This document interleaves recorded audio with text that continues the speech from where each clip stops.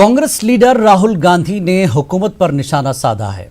Corona के मामले में राहुल गांधी का कहना है कि मरकजी हुकूमत के तमाम इक़दाम नाकाम साबित हुए हैं। लॉकडाउन फेल हो गया है। मरकज की जानिब से रियासती हुकूमत को मदद नहीं मिल रही है। उन्होंने कहा कि हुकूमत से काफ़ी उम्मीदें थी, लेकिन हुकूमत कोरोना से निपटने में पूरी तरह नाकाम है।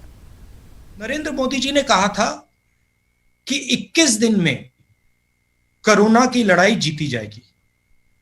4 लॉकडाउन हो गए, तकरीबन 60 दिन हो गए। हिंदुस्तान पहला देश है जो बीमारी के बढ़ते वक्त लॉकडाउन बंद कर रहा है। चाहे वो जापान हो, चाहे वो कोरिया हो, चाहे वो जर्मनी हो, फ्रांस हो, सब के सब ने लॉकडाउन जब बंद किया, जब बीमारी घटनी शुरू हुई थी। तो यह बात क्लियर है, स्पष्ट है कि हिंदुस्तान का लॉकडाउन फेल हुआ है। जो लक्ष्य नरेंद्र मोदी जी का था, वो लक्ष्य पूरा नहीं हुआ। और अब हम बहुत इज्जत से, रिस्पेक्ट से, आदर से सरकार को और प्रधानमंत्री को पूछना चाहते हैं कि अब आपका प्लान बी क्या है। बीमारी 21 दिन में गायब नहीं हुई, बीमारी बढ़ रही है। आपकी स्ट्रेटजी क्या है? लॉकडाउन को आप किस प्रकार से देखते हैं? इसको आप किस प्रकार से रिलीज करेंगे? जो हमारे मजदूर भाई बहन हैं, उनकी आप कैसे मदद करोगे? जो आप हमारे जो छोटे स्मॉल एंड मीडियम बिजनेसेस हैं, उनको उनकी आप मदद करना चाहते हो, नहीं करना चाहते हो? क्या प्लान है? तो ये सवाल हम सरकार से पूछना चाहते हैं। और वहीं बीजेपी ने कांग्रेस पर पलटवार करते हुए कहा कि राहुल गांधी दोगली सियासत कर रहे हैं। कि जब लॉकडाउन लगा तब 3 दिन में संक्रमण की संख्या डबल हो रही थी। आज ये दर कम होकर 13 दिन लगते हैं डबल होने के लिए। ये भारत की सफलता है, सबकी सफलता है। और मुझे आश्चर्य होता है, जब लॉकडाउन लगा तब कांग्रेस ने हाय तौबा मचाया कि लॉकडाउन क्यों लगाया, पूरे देश भर में क्यों लगाया, अर्थव्यवस्था तबाह हो जाएगी। यानी जब लगा तो भी विरोध किया, अब अगर उठ रहा है तो उसका भी विरोध करेंगे। तो ये जो कांग्रेस की नीति है, ये दोगलापन है, ये पाखंड है। मध्य प्रदेश में कोरोना का कहर जारी है। सूबे के मुख्तलिफ अजला में कोरोना के नए मामले सामने आने के बाद एमपी में मुतासरा मरीजों की मजमूई तादाद बढ़कर 7,105 हो गई है। मध्य प्रदेश में कोरोना वायरस से अब तक 299 लोगों की मौत हो चुकी है। वहीं मध्य प्रदेश में कोरोना को शिकस्त देकर अब तक 3,819 लोग अस्पताल से सेहतमंद होकर अपने घर जा चुके हैं। मध्य प्रदेश में कोरोना को लेकर इंदौर और भोपाल में हालात सबसे ज्यादा तशवीशनाक हैं। इंदौर में कोरोना के मरीजों की तादाद 3,103 तो भोपाल में मरीजों की तादाद 1,332 हो चुकी है। भोपाल में सोशल डिस्टेंसिंग के साथ कल से जहां बाजार गुलजार होंगे, वहीं इंदौर में भी कल से सभी सरकारी दफातर खोलने का फैसला किया गया है। भोपाल से कोरोना लॉकडाउन और विजन कानून की खिलाफ वर्जी के मामले में गिरफ्तार किए गए तबलीग जमात के 8 अराकीन को जबलपुर हाई कोर्ट ने जमानत दे दी है। वाज़ेह के भोपाल थाना तेलिया से 15 मई को तबलीग जमात के अराकीन को गिरफ्तार किया गया था। उनकी जमानत के लिए पहले भोपाल जिला अदालत से रुजू किया गया था, लेकिन भोपाल जिला अदालत से इनकी जमानत अर्जी खारिज होने के बाद जबलपुर हाई कोर्ट से रुजू किया गया, जहां आज जस्टिस सुजय पॉल ने मामले की समाअत करते हुए तबलीग जमात के 8 अराकीन को जमानत दे दी है। तबलीग जमात के अराकीन में 5 का ताल्लुक किर्गिस्तान से, 1 का ताल्लुक उज़्बेकिस्तान से और 2 का ताल्लुक सूबे बिहार से है। यहाँ ये बात भी काबिल ज़िक्र है कि भोपाल के मुख्तलिफ थानों से तबलीगी जमात के 69 अफराद को कोरोना लॉकडाउन और वीज़ा कानून की खिलाफ वर्जी के जुर्म में गिरफ्तार किया गया था। इनमें से इब्तदाई तौर पर 8 लोगों की जमानत के लिए पहली अर्जी दायर की गई थी। अब जमात के 8 अफराद की जबलपुर हाई कोर्ट से जमानत मिलने के बाद दूसरे अफराद की जमानत के लिए जमात के अफराद अदालत से रुजू करेंगे। जमात के सभी अफराद भोपाल सेंट्रल जेल में बंद हैं। उच्च न्यायालय जबलपुर में 8 जमातियों की जमानत पर सुनवाई नियत थी, जिसमें माननीय न्यायमूर्ति श्री सुजय पॉल साहब ने सुनवाई करते हुए सभी विदेशी जमातियों को जमानत का लाभ दिया। इस जमानत में मुख्य रूप से 188 IPC, section 51 of national disaster act and section 14 of foreigners act लगाया गया था एवं तर्क की सुनवाई के बाद माननीय उच्च न्यायालय जबलपुर ने सभी को जमानत का लाभ दिया गया और आदेश की कॉपी शाम तक नेट पे अपलोड हो जाएगी, तो जो आपको प्रोवाइड। दिल्ली पुलिस की क्राइम ब्रांच ने 82 गैर मुल्की तबलीगियों के खिलाफ साकेत कोर्ट में चार्जशीट दाखिल कर दी है। पुलिस ने 20 मुल्कों के 82 अफराद के खिलाफ चार्जशीट दाखिल की है। मज़कूरा अफराद पर वीज़ा कवायद की खिलाफ वर्जी का इल्ज़ाम आयद किया जा रहा है। ख्याल रहे कि कोरोना महामारी के दौरान गैर कानूनी तौर पर एक जगह जमा होने का इल्ज़ाम भी आयद किया गया है। महाराष्ट्र काबीनी वजीर अशोक चौहान भी कोरोना से मुतासिर पाए गए हैं। 2 दिन कबल नांदेड़ में उनके कोरोना जांच करने पर रिपोर्ट मुस्बत आई है। इब्तिदा में उन्हें नांदेड़ के एक निजी अस्पताल में भर्ती किया गया था। इसके बाद उन्हें बेहतर इलाज के लिए मुंबई के ब्रिज कैंडी अस्पताल भेज दिया गया। अशोक चौहान की जांच रिपोर्ट मुस्बत आने पर हलचल मच गई है। उनके करीबी लोगों की जानिब से दी गई इत्तला के मुताबिक अशोक चौहान की तबीयत फिलहाल मुस्तहकम है और वो पैदल चलकर अस्पताल पहुंचे हैं।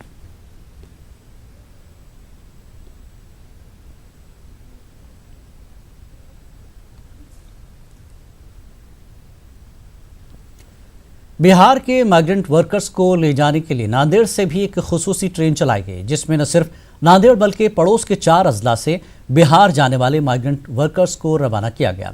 माइग्रेंट वर्कर्स की खिदमत के लिए मुस्लिम नौजवान आगे आए हैं। खासतौर पर ईद का मौके की मुनासिबत से मुस्लिम नौजवानों ने माइग्रेंट वर्कर्स में खाने के पैकेट और पानी की बोतलें तकसीम की।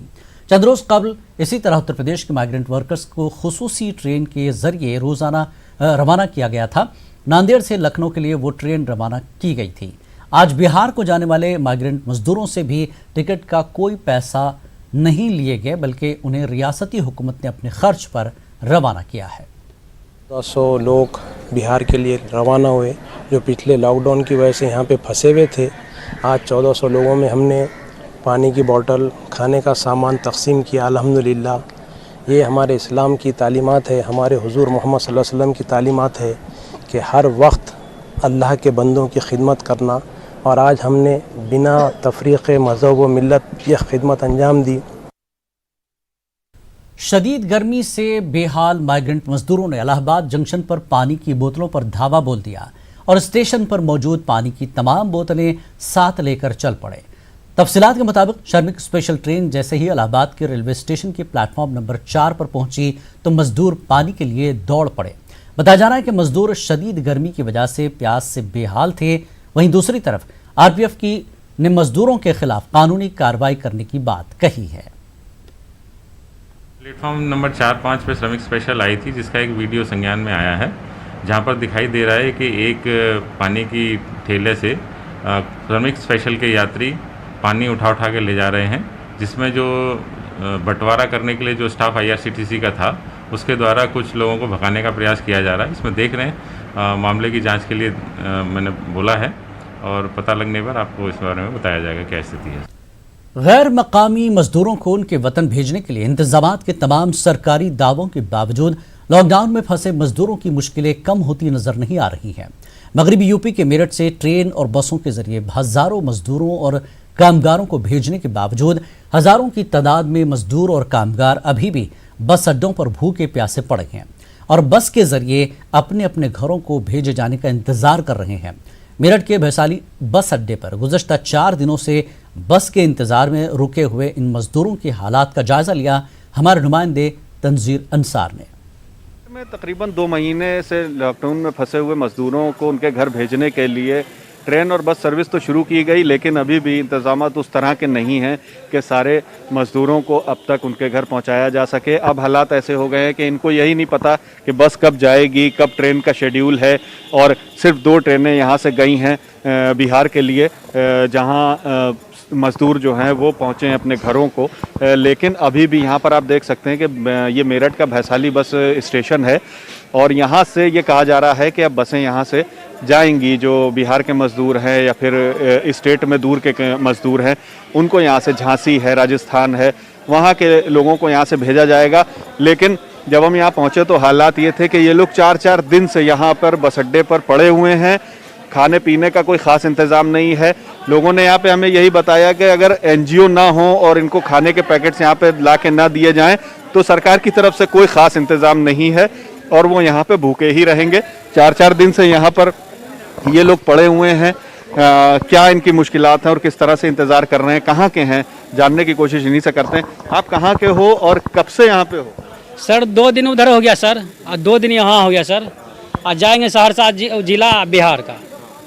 करीब 60 आदमी यहाँ पर है, हम एक ही गांव का है सर। क्या आपको बताया गया कि कब बस यहाँ से जाएगी? क्या नहीं है, कुछ पता नहीं चल रहा है।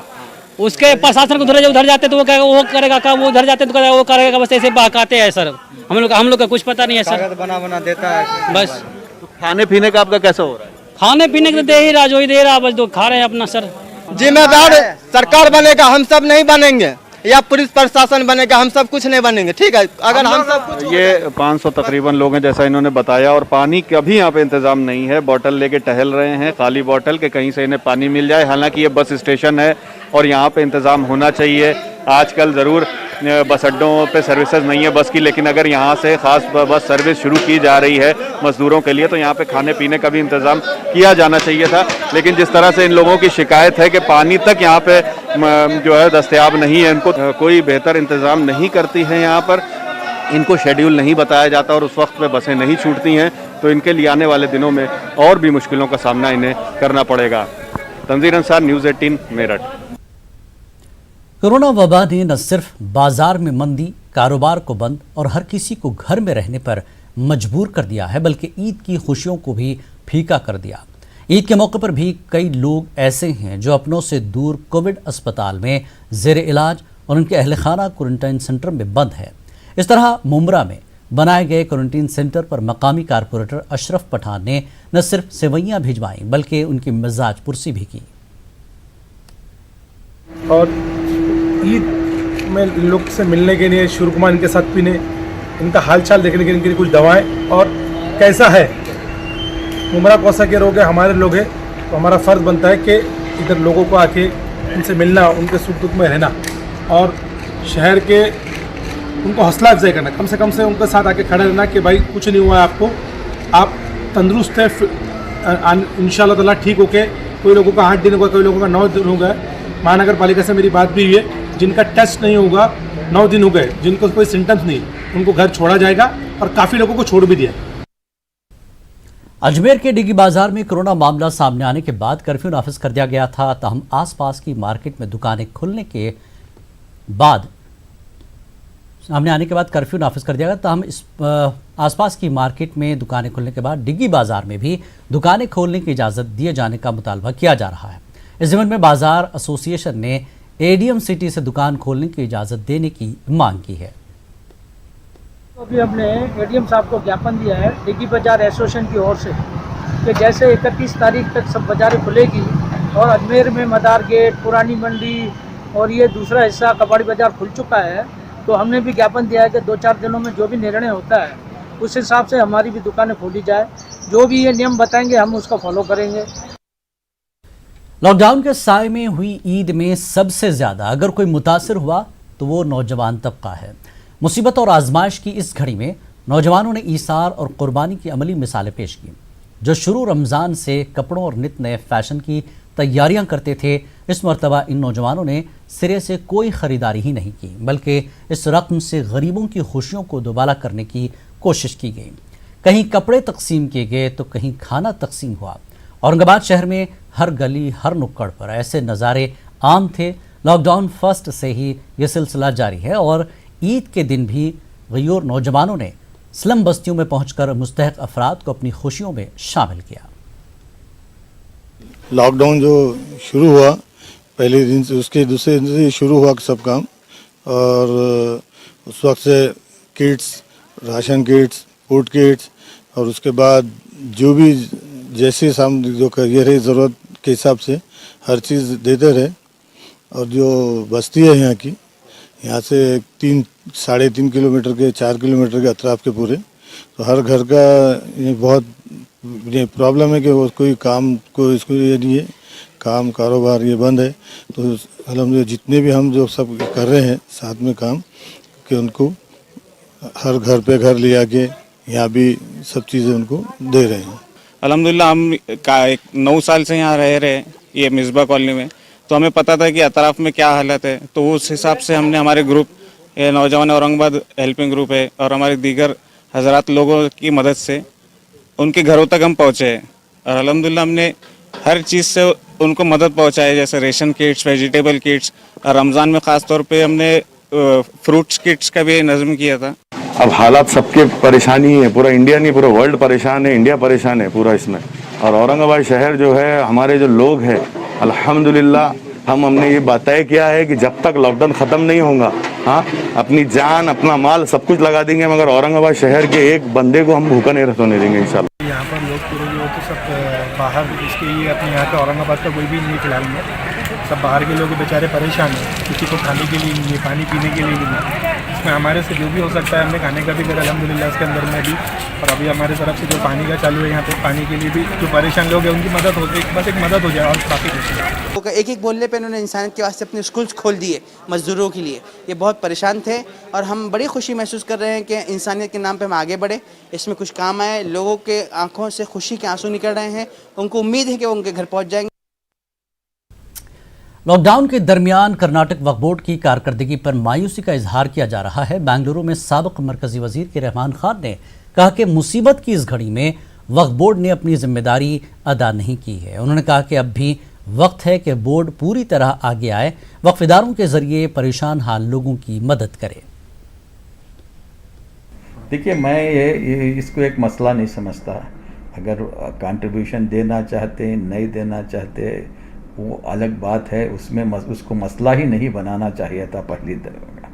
दूसरा यह है कि वक्फ बोर्ड जो है इस वक्त पर उसकी ज़िम्मेदारी सिर्फ नोटिस इशू करने से नहीं थी, एक अच्छा रोल अदा कर सकता था वक्फ बोर्ड के, सिर्फ खासकर मुसलमानों तक नहीं, क्योंकि वक्फ के पास इदारों के अलग अलग इदारों के पास बहुत से रुपये हैं। वो इस वक्त पर लोगों की तकलीफ़ जो है इसके और खाने का इंतज़ाम हो और रहने का इंतज़ाम हो, जो भी हो, ये अच्छी तरीके से कर सकते थे वक्फ बोर्ड। मैं समझता हूँ कहीं ना कहीं वक्फ बोर्ड से कोताही हुई। महाराष्ट्र के अकोला में शनिचर के दिन दिल का दौरा पड़ने से एक 78 साला शख्स की मौत हो गई।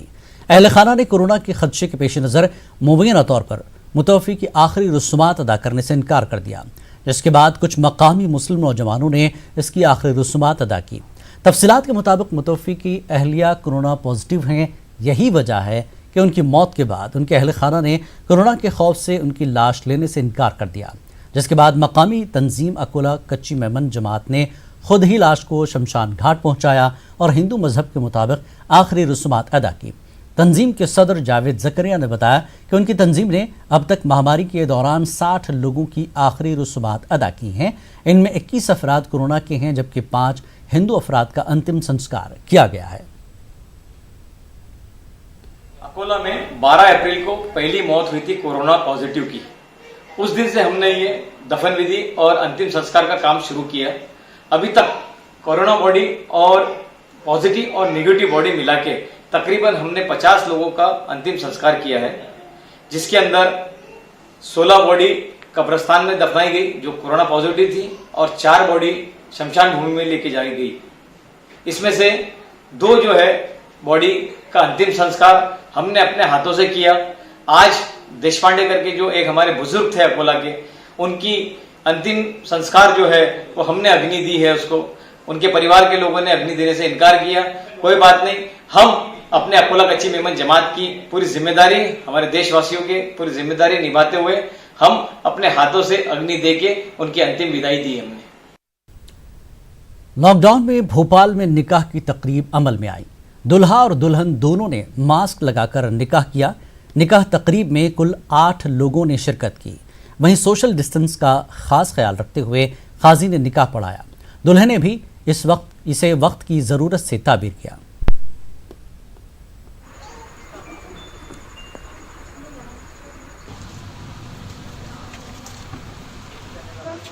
इस चीज़ को सेफ्टली अगर आगे बढ़ा लेंगे, सोशल डिस्टेंसिंग का पालन कर लेंगे, तो आगे ये जो कोरोना वायरस कोविड-19 है ये फैलने से बच जाएगा। और आज हम लोगों ने अगर इस पर ध्यान नहीं दिया, सोशल डिस्टेंसिंग का पालन नहीं करा, तो ये खामियाजा सभी को भुगतना पड़ेगा। और जिन लोगों की आगे शादियां होने वाली हैं नौजवानों की, उनके लिए आप क्या कहना चाहेंगे? उनके लिए बेहतर है ये कि आज हम लोग सोशल डिस्टेंसिंग का पालन कर लेंगे तो वो अच्छे से हमारे जो भी भाई बहन हैं वो अच्छे से शादी कर लें। कर्नाटक में कुमजून से मंदिरों को आवाम के लिए खोला जाएगा, तहम यात्राओं या किसी इवेंट की इजाज़त नहीं रहेगी। सिर्फ रोज़ के मामलात और आरती व पूजा की इजाज़त रहेगी। कर्नाटक के वजीर मुजई कोटा श्रीनिवास पुजारी ने बताया कि सीएम येडियुरप्पा से मीटिंग के बाद मंदिरों को खोलने की इजाज़त हासिल कर ली गई है। रियासती वजीर के मुताबिक मंदिरों के लिए हुकूमत जल्द ही स्टैंडर्ड ऑपरेटिंग प्रोटोकॉल भी जारी करेगी। वजीर मुदई कोटा श्रीनिवास पुजारी के मुताबिक 31 मई से कबल इसको कतई दे दी जाएगी। कर्नाटक में महकमे के तहत 24,000 मनादिर आते हैं। गुज़श्ता 2 माह से लॉकडाउन से कर्नाटक में तमाम मनादिर आवाम के लिए बंद हैं।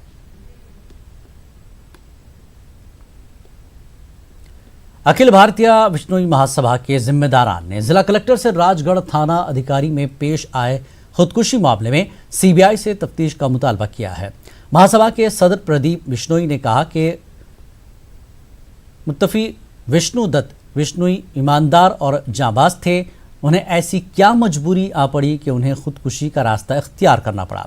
उन्होंने कहा कि इस हादसे के पीछे किसी साजिश की बू आती है और इसकी तफ्तीश ज़रूरी है।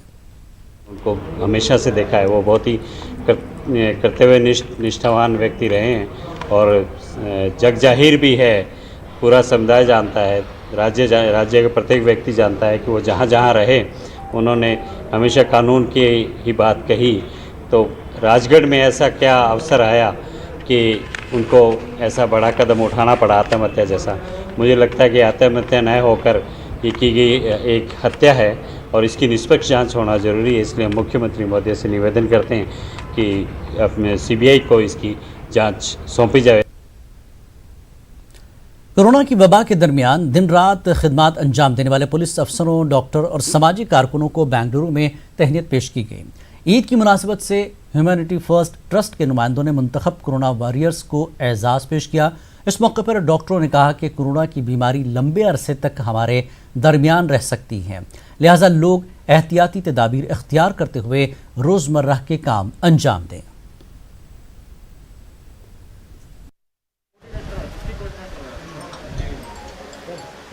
2,200 तक एवरी डे जा रहा है। अभी तक 1000 से ज़्यादा राशन किट फैमिलीज़ को पहुंचा दिए हैं हम।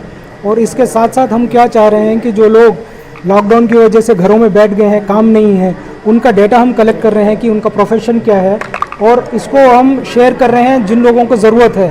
तो ऐसे लाइसेंसिंग करा रहे हैं कि किसी को ड्राइवर की ज़रूरत है तो हम उनको अरेंज करा के दे रहे हैं, पेंटर है, कारपेंटर है, तो ताकि क्योंकि हम उनको घर बैठा के सालों साल नहीं खिला सकते हैं, 1 हफ्ता खिलाएंगे, 10 दिन, महीना। तो हम चाह रहे हैं कि दोबारा वापस all community should stand up on their feet. तो we want to make the community self reliant, आपस में एक दूसरे की ज़रूरत पूरी करके। और ये वक्त है कि हिम्मत से काम लेने का, डिप्रेस नहीं होना है। नए हालात के साथ हमको we have to adapt to the new ways. ये चंद तदाबीर हैं, इसको जो है अपना मामूल बना लें, क्योंकि बीमारी कब तक रहेगी कोई नहीं कह सकता। 6 महीने, 1 साल, 2 साल, जब तक भी रहेगी, लेकिन जब तक है कम से कम इससे नुकसान हो सोसाइटी का और हम इसके जिम्मेदार न बने कि हमारी तरफ से बीमारी फैले। इसके लिए सबसे पहले तो यह है कि मास्क पहनने को अपनी आदत बना लें। थोड़ी सी अगर प्रैक्टिस करेंगे मास्क पहनना आसान हो जाएगा। आज मास्क पहनने में ये बहुत ज़रूरी है कि नाक को भी कवर करें। नाक नहीं कवर करेंगे तो मास्क पहनने का कोई फ़ायदा नहीं है। So in this situation, I request public not to come out unnecessarily and should not get together. इस बुलेटिन में फिलहाल इतना ही। आदाब।